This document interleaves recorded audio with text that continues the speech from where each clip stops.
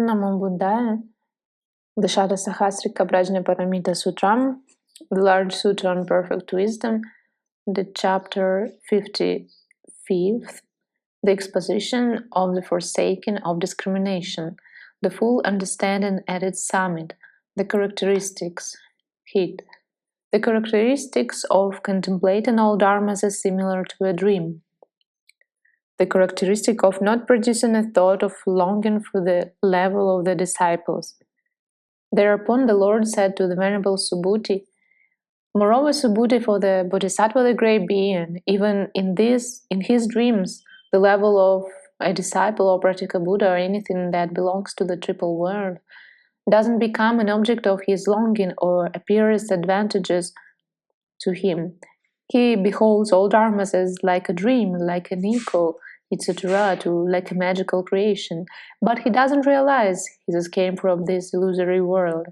This Subhuti should be known as the reversible mark of the irreversible Bodhisattva. The characteristics of having a vision of the Tathagata. It is another mark if, even in his dreams, he sees the Tathagata, the Arhat, the fully enlightened Buddha demonstrating Dharma in the midst of an immensely large assembly surrounded and revered by monks and nuns, laymen and laywomen, gods, nagas, yakshas, gandharvas, asuras, garudas, kinnaras, and mahoragas.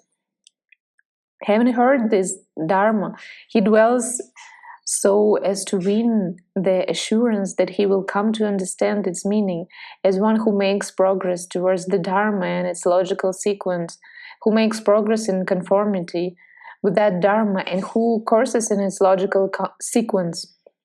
This also should be known as the reversible mark of an irreversible Bodhisattva, the characteristics of having a perception of the wonder-working powers of a Buddha. Moreover, even in his dreams, the Bodhisattva, the great being, sees the Tathagata rising up high into the air and demonstrating Dharma to the community of monks endowed with the 32 marks of the Superman, as he exhibits the halo extending a fathom around his body and manifold miracles, and conjures up magical creation through which he does a Buddha's work in other world systems.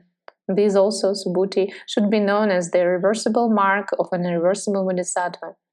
The characteristics of the production of a thought by which he demonstrates dharmas is similar to a dream. Moreover, if a Bodhisattva, even in his dreams, feels no fear when confronted with the sacking of a village or city or some huge conflagration, if he feels no sorrow, fear, terror, or fright when he sees ferocious wild animals or fierce beasts of prey, or when he perceives that his head is about to be cut off, or sees other fearful and terrible things which bring suffering, mental agony and despair, sees those who are hungry and thirsty, sees the death of his mother or father, his brother or sister, of those dear to him, of his relatives and kinsmen. But if immediately on waking up from his dream he reflects that like a dream indeed is all this that belongs to the triple world, and when I have woken up to full enlightenment, I shall demonstrate that all dharmas in the triple world are like a dream, then this also, Subhuti, should be known as the reversible mark of an irreversible Bodhisattva, the characteristic of the recollection by which he abolished the stays of woe in his own Buddha field. Moreover, Subhuti, how can one discern that in the Buddha field of the reversible Bodhisattva, when he has become a fully enlightened Buddha, the 3 states of woe will in no way whatsoever be? If that Bodhisattva, when he has in his dreams seen hellish beings, or animal beings, or beings in the world of Yama, turns his mindful attention upon them and thinks to himself, thus will I act, thus will I progress, that when I have known full enlightenment in my Buddha field, these 3 states of woe will in no way whatsoever be. And why? Because the state of dreaming and the state of being awake, all that is dramatically not two or nor divided. This also Subhuti should be known as the reversible mark of an irreversible bodhisattva, the characteristic of the success in the sustaining power of the truth. When one appeases a conflagration in a city, etc. Moreover, Subhuti Bodhisattva, a great being, may either in his sleep or on waking up from it see a town on fire and think to himself, if I have the attributes, tokens, and signs which I have seen in my dream or on waking up from it, as those with which an irreversible bodhisattva, great being, is endowed, then because of this truth, because of the enunciation of this truth, let that town fire be appeased, cooled down, and extinguished. If that fire is then appeased, cooled down, and extinguished, then one should know that that bodhisattva has been predicted as irreversible from the Supreme Enlightenment. If, however, that mass of fire, overpowering this enunciation of the truth, spreads from house to house, from road to road, if it burns some houses and not others, some roads and not others, then Subhuti, one should know that the bodhisattva must at some time have heaped up a karma conductive to the rejection of Dharma by these beings, and through that the houses of some of these beings now burn while others do not. It is their karma which now matures in this very life. It is the karma left over from the rejection of Dharma which now comes to fruition. This is the cause of a bodhisattva's irreversibility. This is its condition. Through these causes and conditions should the reversible bodhisattva great being be known, the characteristic of accomplishing a truthful utterance which induces ghosts such as Rakshasas to rather go away. And once more, Subhuti, I will demonstrate the attributes, tokens, and signs by which an irreversible bodhisattva great being should be known. If some woman or man were possessed by a ghost, then the bodhisattva should think to himself, it is true, if it is true that the Tathagatas of the past have predicted me to full enlightenment, then to the extent that my earnest intention to win full enlightenment and my attention to it are perfectly pure, to that extent I have left behind the thoughts of the disciples and Pratyekabuddhas, and I surely will win full enlightenment. Nor shall I not win full enlightenment, surely I shall win full enlightenment. There is nothing that the Buddhas, the Lords, who reside in countless world systems and demonstrate Dharma, have not cognized, seen, known, realized, or fully known. I am sure to win full enlightenment, for these Buddhas and Lords know my earnest intention to do so. By this truth, by the enunciation of the truth, may the ghost depart who possesses and torments this woman or man. If as a result of this utterance the bodhisattva if as a result of this utterance of the bodhisattva the ghost doesn't depart, then one should know that the bodhisattva has not been predicted by the former Tathagatas to full enlightenment. But if he departs, one should know that the bodhisattva has had his prediction to full enlightenment. As endowed with these attributes, tokens, and signs, should the reversible bodhisattva great being be known. Mara's deed. Moreover, in connection with the sustaining power of the truth, Mara, the evil one, may approach the bodhisattva and practice in the 6 perfections, deficient in skill and means, and practice in the 4 applications of mindfulness, etc., in the doors to freedom, which consist in emptiness, the silence, and the wishless, and who has not entered on a bodhisattva's specific course of salvation. When the bodhisattva effects his act of truth, by this truth, by the enunciation of the truth that the Tathagatas of the past have predicted my full enlightenment, may that ghost depart. Then Mara, the evil one, will eagerly try himself to remove the ghost. And why? As Mara's effort become ever more forceful and vehement, in the end the ghost will actually be removed by Mara's power, but the bodhisattva will think to himself, it is through my mind that that ghost has departed, and will fail to recognize that his departure was in fact due to Mara's mind. In consequence, he will despise other bodhisattvas, deride, mock, condemn, and depreciate them in the belief that he himself has been predicted to full enlightenment by the Tathagatas of the past, but those others have not. As he grows in conceit and produces thought of conceit, so he moves far away from the knowledge of all modes, but the utmost Buddha cognition, from the utmost Buddha cognition. When such a being, so greatly lacking in skill and means, produces this kind of excessive conceit, then two levels may be expected of him. Which two? The level of the disciples or that of the Pratyekabuddhas. It is thus that a deed of Mara will arise to that Bodhisattva through the sustaining power of the truth. He will omit to tend, love, and honor the good spiritual friends, and thus he will further tighten the hold which Mara has over him. And why? Because he has not practiced the six perfections, because he has not been taken hold of by skill and means. This also should be known by the Bodhisattva, the great being, as Mara's deen. And how is it that Mara, the evil one, approaches the Bodhisattva in connection with the prediction of his name? Or if the Bodhisattva isn't practiced in the six perfections, etc., who has not entered on the Bodhisattva's special way of salvation?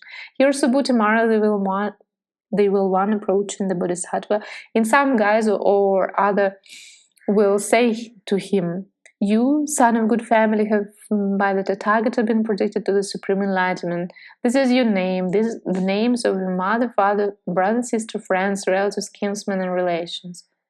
Backwards through 7 generations, he will recite the names of your parents, and he will tell you the country, the region from which you have come, as well as the country, town, or village in which you were born. If the Bodhisattva has a dull nature, he will tell him that also in the past he has been dull. If he is keen, he will claim that likewise in the past he was keen. If the Bodhisattva is a forest dweller, or begs his food from door to door without accepting invitations, or wears clothes made of rags taken from dust heaps, or never eats any food after midday, or eats his meal in one sitting, or lives on alms food, or lives in and frequent cemeteries, or lives in an open unsheltered place, or dwells at the foot of a tree, or even if his sleep remains in a sitting posture, or sleeps at night wherever he may happen to be, or possesses no more than 3 robes, if he has few wishes, is easily contented, quite detached, etc., to wise, frugal, soft in his speech or soft in his talk. In each case, Mara will tell him that also in the past he has had the same quality. And why? Because since you have these ascetic practices now, you must in all certainly have undergone the austerities also in the past. Through that previous annunciation of his name and clan, and through this present assurance that he has undergone the austerities of the ascetic practices, he will produce conceitedness. And the Mara, the evil one, aware of his foolishness, will approach him and say, "Predicted you are, son of good family, by the Tathagata to a state of irreversibility from the supreme enlightenment, because you have the qualities necessary for it." Sometimes he will approach in the guise of a monk, sometimes in that of a nun or a householder, or his mother or father, and he will say, "Predicted you are, son of good family, by the Tathagata to the supreme enlightenment." And why? Because you have the qualities of an irreversible bodhisattva. But those most tokens and signs of an irreversible bodhisattva which I have declared, they do not exist in that bodhisattva. One should know, Subhuti, that this bodhisattva compared with those other bodhisattvas is truly under Mara's influence. And why? Because the modes, tokens, and signs of an irreversible bodhisattva do not exist in him. As a result of this enunciation of his name, he will despise other bodhisattvas, deride, mock, condemn, and depreciate them. This also should be known as a deed of Mara which happens to a bodhisattva through the prediction of his name. Here is another deed of Mara which may happen to a bodhisattva through the prediction of his name. And how? For here the bodhisattva who doesn't course in the sixth perfection doesn't cognize the skandha Mara, because he doesn't cognize form, feelings, perceptions, impulses, and consciousness. And to him Mara, the evil one, will predict that when you have known full enlightenment, you shall have this name. When thereupon the bodhisattva ponders and reflects on this name, then to him, who is stupid and without skill and means, it occurs that just this very name, which I thought of in my own mind, just that will be my name when I have known full enlightenment. He follows the suggestions of Mara, the evil one, or the deities of Mara's host, or a monk who is under Mara's influence and thinks to himself, the name of which I have thought in my own mind, and that which has been indicated to me by that monk, they are the same. That is the name under which I have been predicted by the Tathagata to the supreme enlightenment. But those modes, tokens, and signs of an irreversible Bodhisattva which I have declared, they do not exist in that Bodhisattva.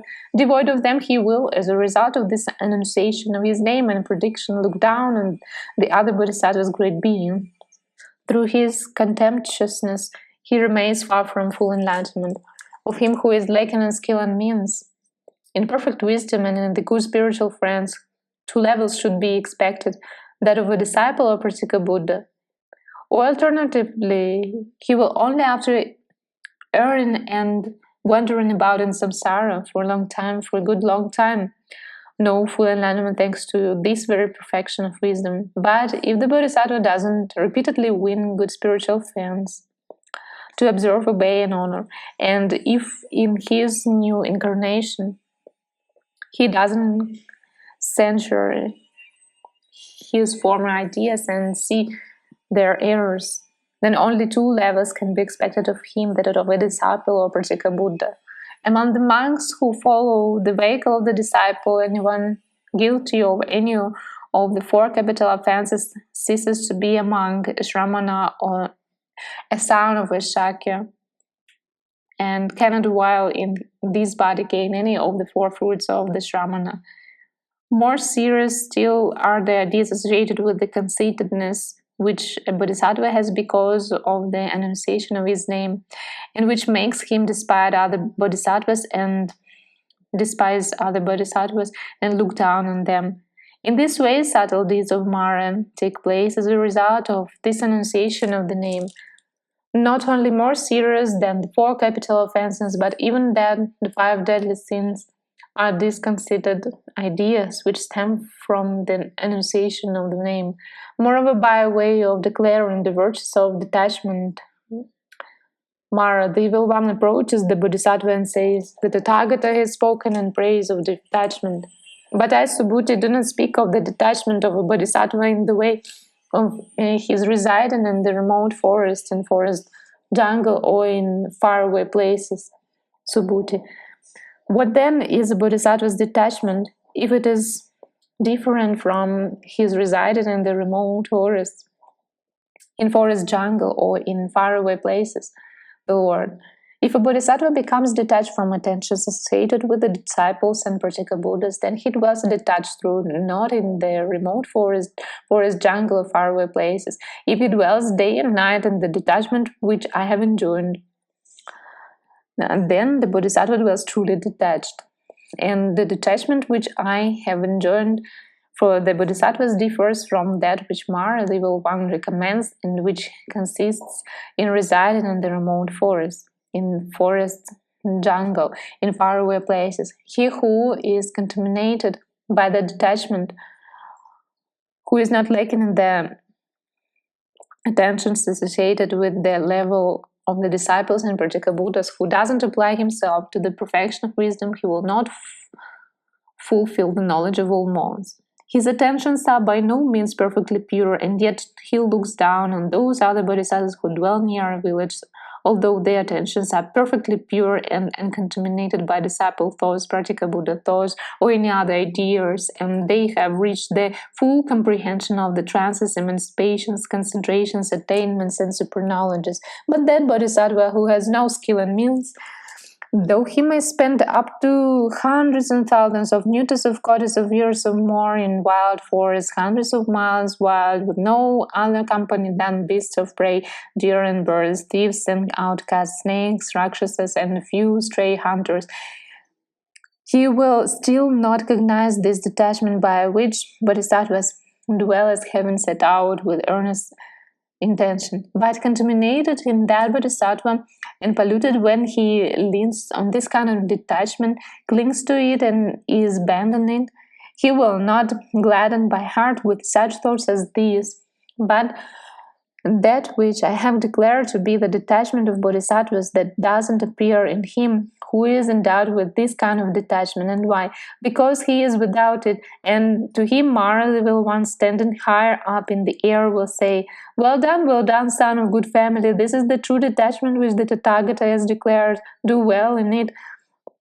Then you shall quickly know full enlightenment. He now proudly imagines that his kind of detachment is the most valuable of all, returns to the neighborhood of a village and despises the monks belonging to the vehicle of the Bodhisattvas who live there, although their thoughts and mental activities are perfectly pure, and although they are well behaved and lovely in character, he believes that they dwell in a contaminated dwelling. He exhorts those bodhisattvas who dwell in true detachment to live in what is in fact a contaminated, a crowded dwelling.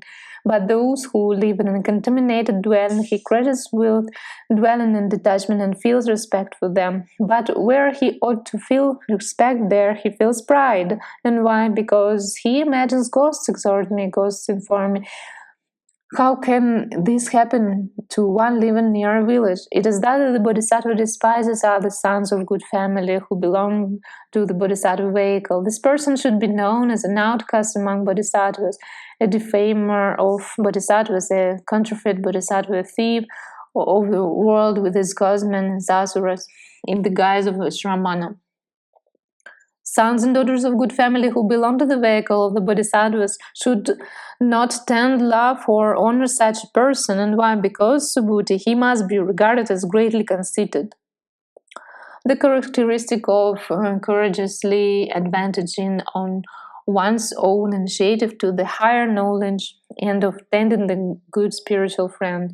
A bodhisattva, a great being who has not abandoned the knowledge of all modes or the supreme enlightenment, then bodhisattva, the great being who earnestly intends to know full enlightenment and to work the will of all beings, should not tend such persons, love or honor them, but he should devote himself to his own welfare, always alarmed at samsara and afraid of it, unsubmerged by the triple word. And even towards outcast bodhisattvas, he should also produce a thought of friendliness and compassion, of sympathetic joy and impartiality.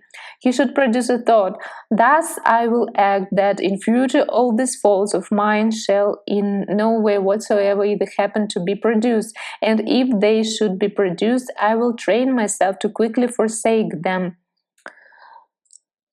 This should be known as the courageous advance of these bodhisattvas towards their own higher knowledge.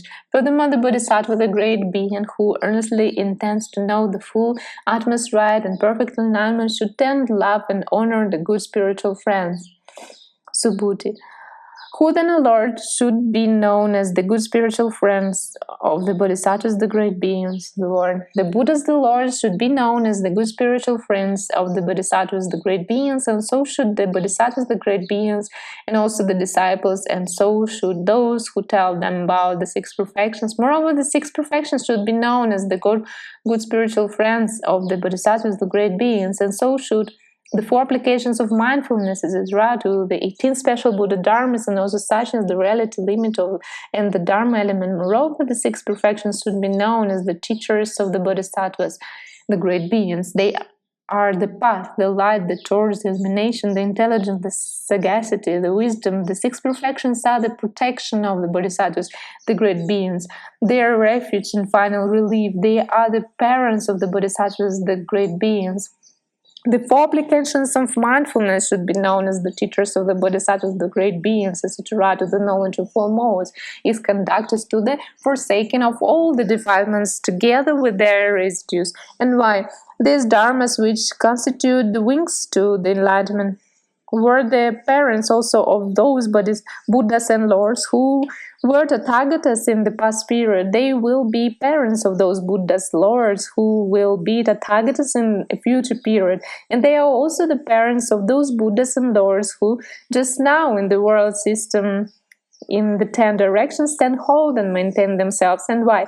Because from these dharmas have issued the past, future, and present Buddhas and Lords. Therefore, then, Subhuti, the Bodhisattva, the great being who wants to win full enlightenment, to purify the Buddha field to mature beings, should win over beings through the four means of conversion. Which four? Through gifts, kind words, helpfulness, and consistency between words and deeds. Surveying also this reasoning, Subhuti, I say these dharmas which are the wings to enlightenment are of the Bodhisattvas, the great beings, the teachers, the parents, the place of rest, the refuge, and the final relief. The characteristic of training in perfect wisdom in all manners and ways. Therefore, then, Subhuti, the Bodhisattva, the great being, who wants to go to a state where he cannot be led astray by others and to maintain himself in it, who wants to terminate the uncertainties of all beings, to purify the Buddha field and to mature beings, should train himself in just this perfection of wisdom and mind. Because here, in this perfection of wisdom, those dharmas are pointed out in detail in which the Bodhisattva, the great being, should train. The characteristic of not settling down in anything, Subhuti. How is the perfection of wisdom marked? The Lord, like space, the perfection of wisdom is marked by non-attachment, but the perfection of wisdom is not a mark, nor does it have one. Subhuti, might perhaps all dharmas exist through that mark through which the perfection of wisdom exists? The Lord, so it is, Subhuti, so it is, all dharmas exist by just that mark by which the perfection of wisdom exists. And why? Because all dharmas are isolated in their own being, empty of their own being. In that way, all dharmas exist through the mark by which the perfection of wisdom exists, through that mark of emptiness, the mark of isolatedness. Subhuti, if all dharmas are isolated from all dharmas, if all dharmas are empty of all dharmas, how then can the defilement and purification of beings be conceived? Because that is isolated is not defiled or purified, emptiness is not defiled or purified, and if the isolated nor emptiness fully knows the atmosphere and the perfect enlightenment. The isolated cannot apprehend any dharma in emptiness. The isolated cannot apprehend in emptiness any being who knows full enlightenment. How then shall we understand the meaning of this teaching? The Lord. What do you think, Subhuti? Do beings for a long time course in I-making and mind-making? Subhuti, so they do, O Lord. Lord, are then I-making and mind-making isolated and empty? Subhuti, yes, they are, Lord. Is it because of I-making and mind-making that beings run and wander about in birth and death? Subhuti, so it is, O Lord, the Lord. It is surely thus that the defiling of beings is conceived. No I-making and mind-making, and in consequence no taking up. No taking up, and then no beings run and wander about in birth and death. And so there is no defilement. In the same way should the purification of beings be conceived, the characteristics of beings near the enlightenment of a Buddha. Subhuti, thus coursing in the Bodhisattva doesn't course in form, etc., not in the applications of mindfulness, etc., not in the 18 special Buddha dharmas. And why? Because there all those dharmas are not apprehended. He who courses that whereby he courses, what wherein he would course. When he courses thus, the Bodhisattva, the great being, cannot be crushed by the whole world with its gosmen and asuras, or surpassed by any of the disciples or Pratyekabuddhas and mine. Because this Bodhisattva's special way of salvation is an insuperable position. For unsurpassable is the Bodhisattva who is not devoid of attentions to the knowledge of all modes, the growth, summits. The growth of this merit is superior to that which the beings of Jambudvipa, etc., gain from honoring the Tathagatas, etc. Lord, if Subhuti, all beings in Jambudvipa should acquire a human personality and thereafter know full enlightenment, and suppose that some son or daughter of good family should all their lives honor, revere, adore, and worship them, and should dedicate the merit thus gained to the supreme enlightenment, would they on the strength of that beget much merit? Subhuti, they would, O Lord.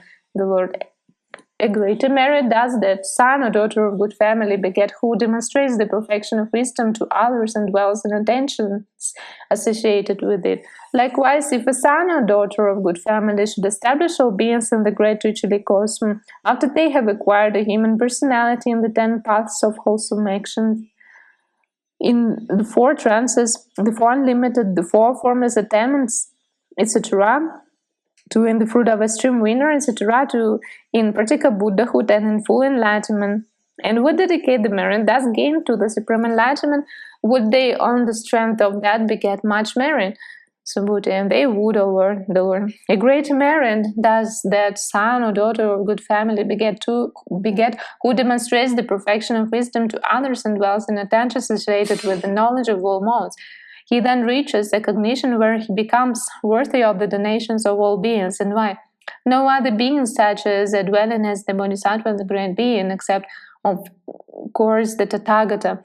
And why? Because these sons of good family, when they course in the perfection of wisdom, aspire for the great friendliness and see all beings as on the way to their slaughter.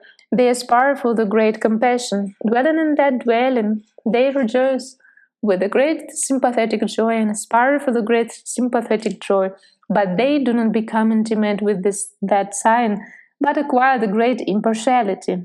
This Subhuti is of those Bodhisattvas the great light of wisdom, the light of the 6 perfections. Even before they are fully enlightened, they become worthy of the donations of all beings, for they do not turn away from full enlightenment. Dwelling in attention associated with the perfection of wisdom, they purify the donations of those who give them the requisites of life, and they are near the knowledge of all modes. Therefore, then, Subhuti the Bodhisattva should constantly and always dwell in the mental work associated with perfect wisdom. If he does not want to consume his arms fruitlessly, if he wants to point out the path to all beings, to shed light over a wide range, to liberate the beings imprisoned in the triple world, to produce the supreme eye of wisdom in all beings, if the Bodhisattva dwells in these attentions associated with perfect wisdom, he should also preach sermons associated with the perfection of wisdom. In his distinctive own being, the growth consists in attentions to the perfection of wisdom. When he has preached sermons associated with perfection of wisdom, he should dwell in just these attentions associated with the perfection of wisdom and give no opportunity to other mental activities. Day and night he should persistently dwell in just these attentions associated with the perfection of wisdom. If a man had newly acquired a very precious gem, he would be overjoyed. If he lost in it again, he would be most sad and distressed. Constantly and always mental activities associated with that precious gem would proceed in him, and he would regret being parted from it. Thus so should the Bodhisattva, the great being, recognizing this perfect wisdom as a precious jewel, not lacking attention associated with the knowledge of all modes, Subhuti. Since, however, all mental activities are lacking in own being and are empty of own being, how then can the Bodhisattva become one who is not lacking in acts of attention associated with the knowledge of all modes? For how can one apprehend the Bodhisattva, his acts of attention and the knowledge of all modes, in that which is deprived of them? The Lord. If the Bodhisattva cognizes thus, devoid of all being are all dharmas. They are not been made by the disciples, nor by the Pratyekabuddhas, nor even by the Buddhas, the Lords, but just as a fact is the Dharma-hood of these dharmas, the established order of Dharma, the fixed sequence of dharmas, the suchness, non-falseness, unaltered suchness, the Dharma element, the reality limit, then the Bodhisattva is not lacking in perfect wisdom. And why? Because this perfection of wisdom is in its own being as isolated and empty, and it neither increases nor decreases. The growth which in its own form is the gaining of the preeminent passion and acceptance of that which fails to be produced. Subhuti. If, O Lord, the perfection of wisdom in its own being is isolated and empty, how is it that the Bodhisattva, the great being, thanks to the full possession of the perfection of wisdom, wins full enlightenment? The Lord. When in full possession of the perfection of wisdom, the Bodhisattva, the great being, neither increases nor decreases, nor does there limit all the Dharma element. And why? Because the perfection of wisdom is neither one nor two. If the Bodhisattva, when this is being taught, is not cowed, doesn't lose heart, and remains unafraid, then one can be quite certain that he stands in the irreversible element and is in fact one who courses in perfect wisdom. Subhuti. It is then this emptiness of the perfection of wisdom, its nullity, insignificance, voidness, and insubstantiality which courses in perfect wisdom. The Lord knows Subhuti. Subhuti, can one then outside the perfection of wisdom apprehend the Dharma which courses in perfect wisdom? The Lord knows Subhuti. Subhuti, does then perhaps the perfection of wisdom course in the perfect wisdom? The Lord knows Subhuti. Subhuti, does then perhaps the emptiness course in emptiness? The Lord knows Subhuti. Subhuti, does then perhaps something outside emptiness course in perfect wisdom? The Lord knows Subhuti. Subhuti, do then the skandhas course in perfect wisdom? The Lord knows Subhuti. Subhuti, do then the 6 perfections course in perfect wisdom, etc. To do the 18 special Buddha dharmas of the Buddha course in perfect wisdom. The Lord knows Subhuti. Subhuti, does then the emptiness of form, its nullity, vanity, insubstantiality, suchness, non-falseness, and utter suchness is Dharma, who Dharma element, fixed sequence of Dharma, relative limit course in the perfection of wisdom. The Lord knows Subhuti. Subhuti, does then the emptiness, etc., to relative limit of all dharmas up to the 18 special Buddha dharmas course in the perfection of wisdom? The Lord knows Subhuti. Subhuti, if all or these dharmas do not course in perfect wisdom, how then again does the Bodhisattva, the great being, course in perfect wisdom? The Lord, what do you think, Subhuti? Do you review the dharma which courses in perfect wisdom? In perfection of wisdom? Subhuti, no, O Lord, the Lord. What do you think, Subhuti? Do you review that perfection of wisdom in which the Bodhisattva should course? Subhuti, no, O Lord, the Lord. What do you think, Subhuti? Can one perhaps apprehend the Dharma which you do not review? Subhuti, no, O Lord, the Lord. What do you think, Subhuti? The Dharma which one cannot apprehend, will that be produced or stopped? Subhuti, no, O Lord, the Lord. This Subhuti is of the Bodhisattvas, the great beings, the passion acceptance of dharmas which fail to be produced. Endowed with this kind of passion, the Bodhisattva is predicted by the Buddhas, the Lord, to supreme enlightenment.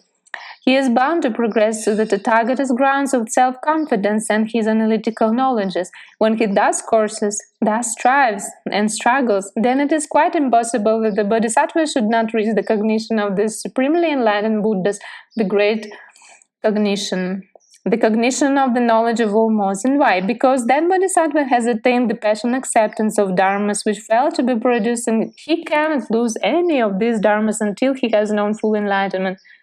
The growth which has for its mark the fact that it offers no basis for the apprehension of the real existence of the persons who win enlightenment, or of dharma which is known to enlightenment.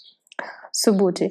It is then for the production of all dharmas that the Bodhisattva is predicted to full enlightenment. The Lord knows Subhuti. Subhuti.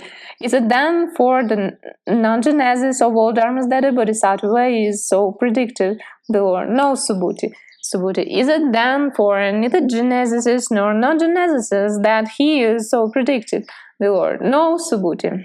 Subhuti, if he is predicted neither for genesis nor for non-genesis, how then does just now here the prediction of this Bodhisattva to full enlightenment take place? The Lord, do you see as real that Dharma which is predicted to full enlightenment? Subhuti, no, O Lord, I do not see as real the Dharma which is predicted to full enlightenment, or also that Dharma which is fully known, or whereby it is fully known, or him who fully knows it.